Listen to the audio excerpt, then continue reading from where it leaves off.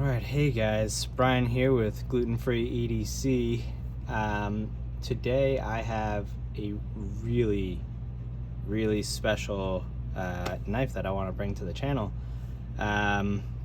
So as you can see, got my Dapper Design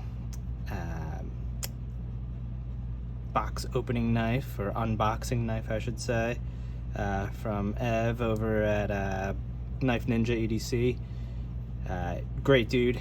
But yeah, so you'll see got a package over here. DCO, I don't know why I have that over here, but you know, it looks cool, right? Got some cool stuff over here. Arius, right? It's an old trusty Arius. It's amazing. My Respect folder that I got from Blade Show 2022. Easily favorite knife in the collection. And then a quiet carry waypoint. Oh, botched that one. Yeah, this knife has been quite abused, so I could see that needing some cleaning. There's been sand in there.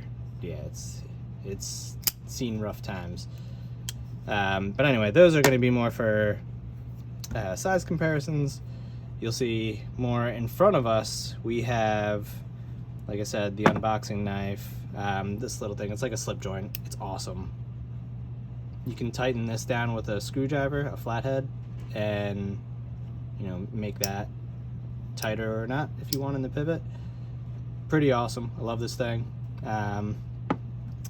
It's unbelievably sharp too. Honestly, like the grind that they did was super thin. But yeah, great little knife, great for unboxing. This right here is something special in my collection. This is a Fif20. So Philippe Jourget made this knife by hand completely, right? There's nothing CNC'd about this knife. It looks crazy to know, like, there is no CNCing. You can see it's slightly off center. So if you kind of look at it there, I think that kind of gets it. But yeah, this knife really is special. He's barely made any of these knives, right? I would venture to say like in the hundreds. I don't even know that he's gotten 1,000 out in the world yet.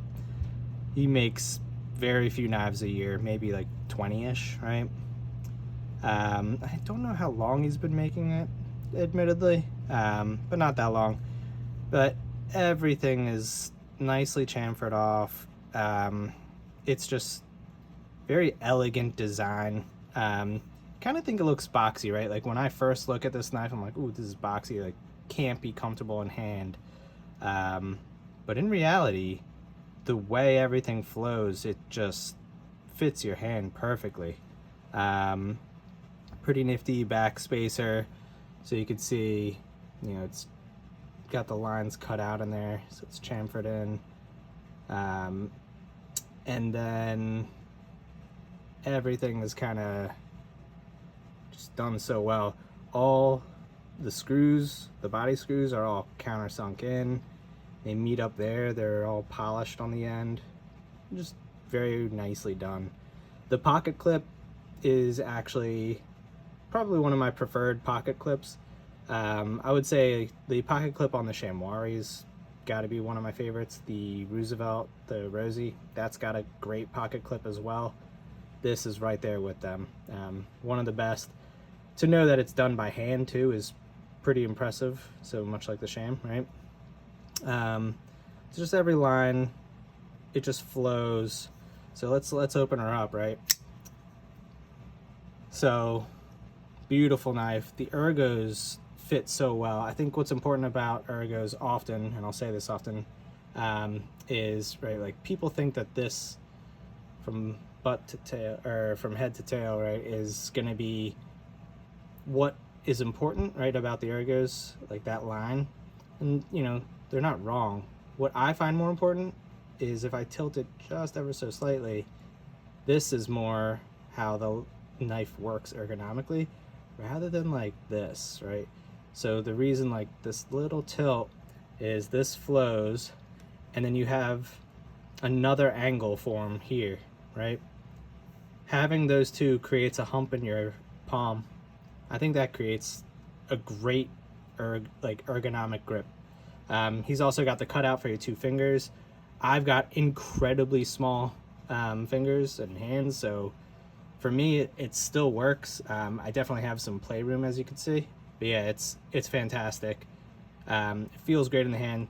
The jimping that's done along here is very small, very sharp, but as you can see, very shallow. So what ends up happening is, although it's sharp, it's just enough to catch you. It does not hurt using this. So oftentimes people say like you can pinch, right? So you're kind of like a crab and you're pinching. That works fine with this one actually, just because of pivot placement. But then you can also kind of go more up and around, and that totally works. You can do whatever flip you want, right? It's a bit harder to get the index finger flip on this one, because my finger actually ends up on the frame lock, so the locking mechanism. And then the custom Fif20 has a much harder detent, and in comparison, the custom knife factory CKF Fif20 is the production version of this guy. I think they were like about $750 to $850. I forget how much those were. Those were a much lighter detent. CKF is known for a light detent, a good and amazing detent. I'm not saying like one's better than the other. It's just this is a much stiffer and stout detent. But yeah, but you can tell it's a custom just by, right, it's got the Philippe Jourget, and I apologize if I'm mispronouncing that, but it's got the PJ right on there, and then nothing on the back. The CKF is going to have a CKF symbol right there. So it's not drop shut, right? It's pretty cool how he managed to get this. It's almost as though it's on washers, right? Incredibly smooth, but then a light shake gets it shut. Probably my favorite action that's out there, other than my chamois, which is on washers and maybe falls shut a little more actually. So that takes me to what's in here, guys. Sorry about that long-winded intro. So the reason the Fif20 is here is because this is a knife that I never thought I would get. Shout out to Joe Bravo over at Mo Bravo B on YouTube. He's got an awesome channel comparing ridiculously amazing knives. His collection, I've seen it grow over the years where he dove into customs right around the same time that I did, and wow, he's gotten some fire in that collection. But he recently got this knife, and I would say I all but begged him, but no, I begged him for this knife, and he was gracious enough to share it with me. So yeah, this is, well, let's keep it somewhat of a surprise, although hint hint. Yeah, this will probably be one of the nicest knives in my collection that I have. I'm fairly confident in that. I'm gonna take it off screen in case there's an address on the one side. Bear with me, still here. Gotta get some hacking in there yet, so get that on the screen for all of you folks that like seeing that. All right, okay. Alrighty. Let's go here. So it turns out, as soon as I saw that this knife that Joe shared this knife, I was like, oh my goodness, I need that. Like, I need it. There was none of me that didn't want it. So, cool. Joe recycling an old box, it looks like. No matter to me. Oh, baby. So, it's another Philippe Jourget. Again, I apologize if I'm mispronouncing your name, sir. You're an amazing maker. I mean, no disrespect. Okay, so first time seeing this knife. Oh my goodness. I am wildly excited. This knife, man, is quite the grail. I consider this one a grail, my respect. It's a dual tone blade. It's got the cool bolster. It's got Westinghouse paper, tortoiseshell micarta, a custom pivot. The dual tone blade comes with a dual tone clip. Like, in love with this knife. I'm not gonna lie, I'm just as excited. Like, I think this might be that level. So yeah, without further ado, the long zipper. Let's go. Oh, let's fucking go, dude! In person, this thing looks obnoxiously gorgeous. So all custom Philippe Jourget knives come with this. It's the COA essentially.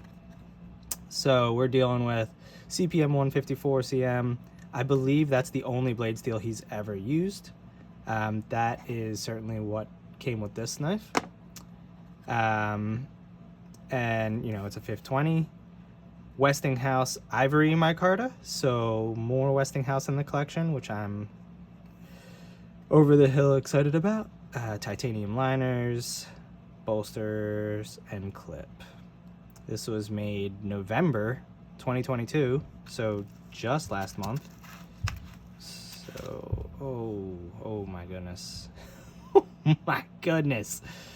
So no problems with the centering on this one, fortunately. Oh man, I am, oh my goodness, guys.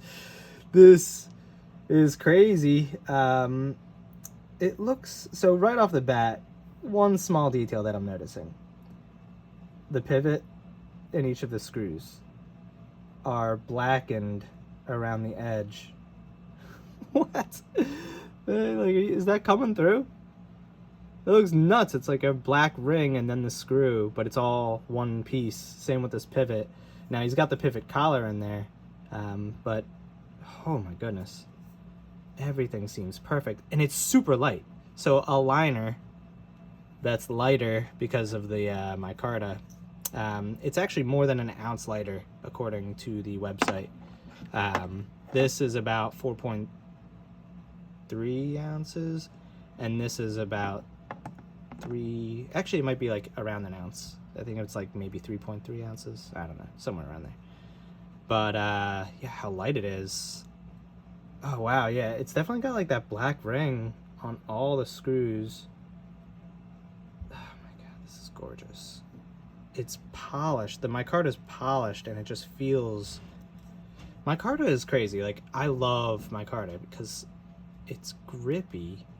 It's polished. Like, it's very smooth to the touch, like glassy, and yet super grippy. Like, I love that stuff. So let's give her the first flip. Oh, it's got a lighter detent. Oh my goodness. Lock up seems solid. Oh, that is cool. So having such a thin pushes over super easy. Oh, a little more drop shut. Oh my goodness. Oh, way easier because I'm not on the lock anymore. Oh, guys, this. Oh my goodness. Let's see ergos. Is it even thicker? I've been told that the liners are a bit thicker and some people don't like that. So if we kind of like look at it this way, it's certainly thicker. Is it? Yeah, let's, if it is, it's, I don't know, it's almost like thinner. It's like around the same. Let's just call that the same. Oh, Jesus. Oh my goodness. Oh my goodness. Now, a lot of people can do this on the custom, or on the CKF. I can't get it on the customs, honestly. This D10's a bit hard for me personally, but one thing I want to point out about his knives, so I'm going to take this off camera for a second. Shout out to Renegade Provisions Co. For making the best hanks in the freaking world. He's got lens, like eye lens, grade level, like optic level, freaking whatever on the back, microfiber on the back, so it's like very fine, amazing. And then he's got some sort of cotton blend, I imagine, on the top. Definitely hit him up, Renegade Provisions Co. He's making tons of these, and they're fantastic. They're super cheap. They're like not somewhere under 20 bucks or something. Like, I want to say it was like 12 bucks for this thing. Wild. But anyway, back to the knife. So yeah, one thing I wanted to point out was his hand rub. It is damn near like mirror, like, you seeing that stuff? Like, you can see my face now, like, hello. Shift away from my ugly mug. But yeah, this hand rub is damn near mirror polish, and it's just epically gorgeous. I believe it's a full flat grind. Could be wrong. I'm not trying to smudge it up at the moment. Fuck it. For the YouTubes. Yeah, I think that's a full flat grind if I had to guess. So yeah, it's wild, like just how he matches everything up perfectly. Like, you could feel it that they're two different things, and like you should be able to. But when I say you should be able to, like, you basically can't. But like if I'm gonna run my nail in there, yeah, I could feel the difference in textures. Not even necessarily like the seam. But look how well this lines up. Like, just, my goodness. Oh my goodness. It's just so good. This is as close as you can get to perfection when it comes to a knife. Philippe Jourget is a madman. So it's Westinghouse, it's Ivory Westinghouse micarta. Same with the back spacer. So that's how it's pulling off being so light. So everything is thinner with the liner, less titanium. Micarta is basically like a form of plastic, right? It's like resin set paper fibers. So it's incredibly light, incredibly durable. It is, I don't believe it's inert, but it's damn near close to it. So like, it's very heat resistant, cold resistant, water resistant. It will take on oils. I believe it will take on oils ever so slightly. So this will patina over time, which for micarta, I love that. I love that. So the knife grows with you over time. That's something I'm super into. Clearly I'm into like the art of the knife, right? This was an unbelievably expensive knife for many people, you know, myself included, right? Like, but you know, it's kind of my thing. Fortunately, my other main hobby of fishing is expensive, but not like this, right? But yeah, so here it is, guys. Epic knife. This has jumped to at least number 2 in my collection already. I'll carry it a bit and see where it goes. I'm 99% sure this is a keeper. I found a keeper. There's not many of those in my collection. This is one of them. This I thought was one of them. I still kind of think it is. Oh my goodness. Oh my goodness. I'm speechless, guys. I'm in love. I was worried that I was overhyping this knife in my head, but nope, I'm in love. Let's do a quick size comparison. So we'll leave the DCO for those that are familiar with that. Let me get that on camera. And then we'll get into real, not real, but the knives, right? So here's an Arius. Very comparable in size, honestly. If I actually, line it up at the butt of the knife, you'll see it's got a good bit longer of a handle. Blade looks about the same, right? It's like a 3.5 inch blade on each of them, just about. Yeah, if we go from pivot though, you can see it extends beyond, so it's the handle that's bigger. Arius, hard to beat ergos, man. That's another one. We'll go with my Respect. So the Respect's looking a bit smaller, like blade-wise, ever so slightly smaller, and then handle-wise, ever so slightly smaller.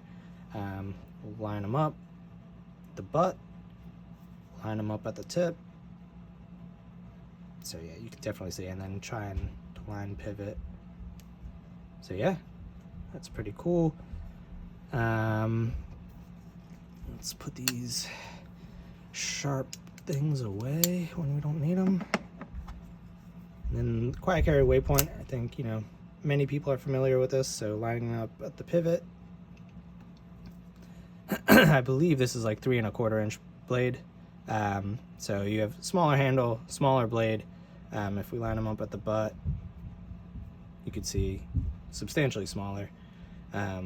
This knife is awesome, by the way. Vanek steel. I've sharpened this now, and it is super easy to sharpen. Takes a great edge. Yeah, fantastic steel.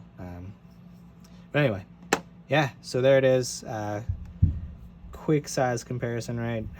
I happen to have this knife. I basically always have this knife on me. This is my Pena, I believe, Apache. Got this in a trade, and it is a fucking favorite. I love this knife. Yeah, this is a fantastic knife.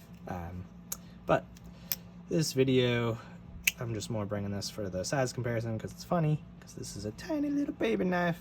Nice, like, 5th pocket knife. Honestly, I love this knife, but not about that. This is about this masterpiece. So Philippe Jourget, he's based out of France.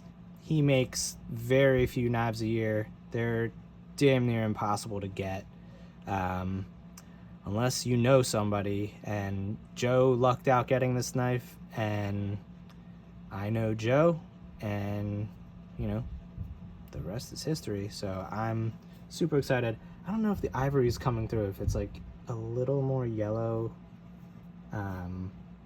in the video. Honestly, I'm trying to look both in the screen, and it's almost got like a pearlescence to it. Not quite though.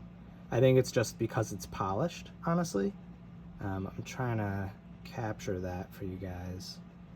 Yeah, you can kind of see, like, with the glare, how polished it is, and yet being micarta, and Westinghouse specifically, like Westinghouse, one thing I'll say about like micartas, they're not all created equal, not even in the slightest. So Westinghouse micarta I've found is probably the best. It's not just hype. So what I found out, I believe yesterday, from a gentleman over at Hawk's Nest Customs, or he is on Instagram, right? Yeah, Instagram. He was explaining to me, Westinghouse stopped making or licensed out the term micarta, I believe, as of 95, I believe, 1995. And yeah, so other people can make micarta. However, it's not the same, like at all. Like you could see on a lot of knives, like budget line knives, you'll see micarta a lot. That isn't this stuff. Promise. It's not going to polish up the same. It's not as durable. It's not as high quality, just all around. Westinghouse, it really is something. It's not just hype, guys.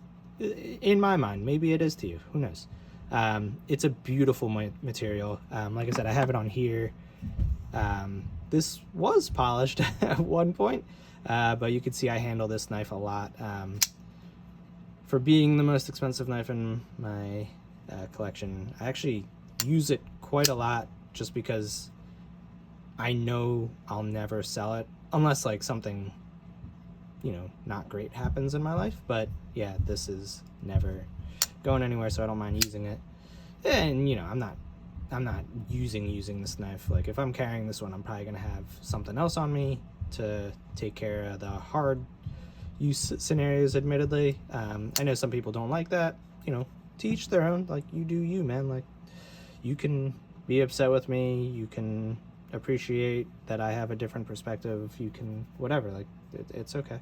I'm happy to share this with you either way.